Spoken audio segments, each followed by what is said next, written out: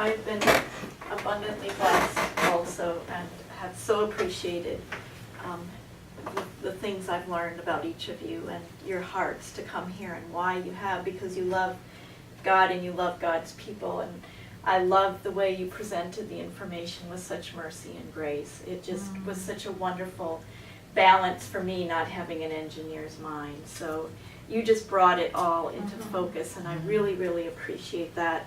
But I think that the greatest blessing, body, mind, and spirit, has been my thing for the last 15 years, my heart for the church.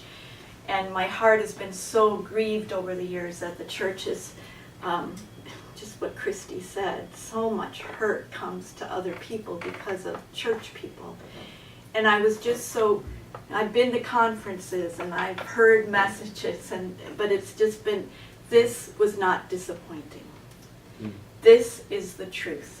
And this is what sets people free. And we are so blessed to have been here and to have learned it. And I can't wait to, I love this area, and I can't wait to help minister here, but I can't wait to go back to Key Largo, to our soup kitchen, to the people who all stand back and serve. And they go, how in the world do you go out there and talk to those people? Well, I'm going to show you how. So, anyway, thank you. Praise God. I just wanted to say I really appreciated just the simplicity and the clarity of the truth. Just having gone through a lot of training courses, I appreciate just the biblical foundation that this provides. I feel like it has really given such a simplicity and yet a profound clarity to a lot of concepts that have all been out there but have not been pieced together so carefully, biblically, and helpfully as this week. And so I'm really grateful for that. And I'm just grateful to see God raising so many others, you and those who Grace Fellowship, that really carry this model forward in the lives of people. This is hugely needed. I see that all the time, and I'm just grateful for such a clear approach that doesn't compromise its biblical integrity. That's huge. So, thank you.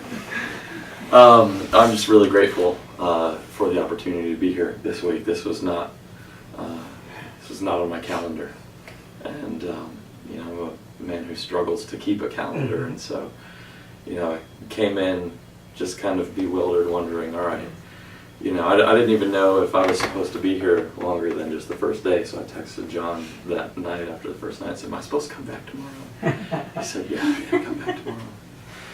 And I'm so glad I did. I'm so glad that you extended the invitation.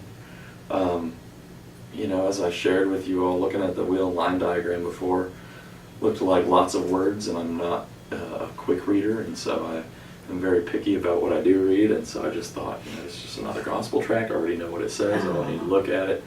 And it was just confusing. But to come in here and get that clarity, like Ron was talking about, is just it's just eye-opening.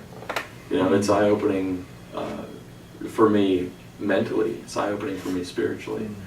As I shared earlier, my salvation experience was when I was younger.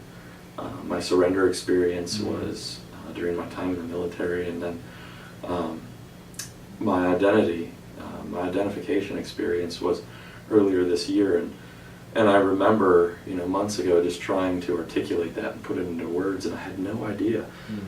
For me it just seemed like I knew it was a process of sanctification and spiritual growth, but there's no way I could clearly explain that to people.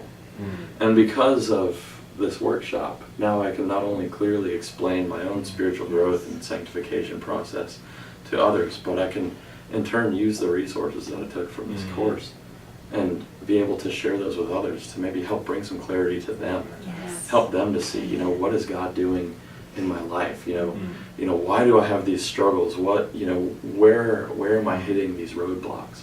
And my prayer is that for anyone who God will allow me to minister to, that their eyes will be open just as mine were. I just want to thank you so much for this ministry.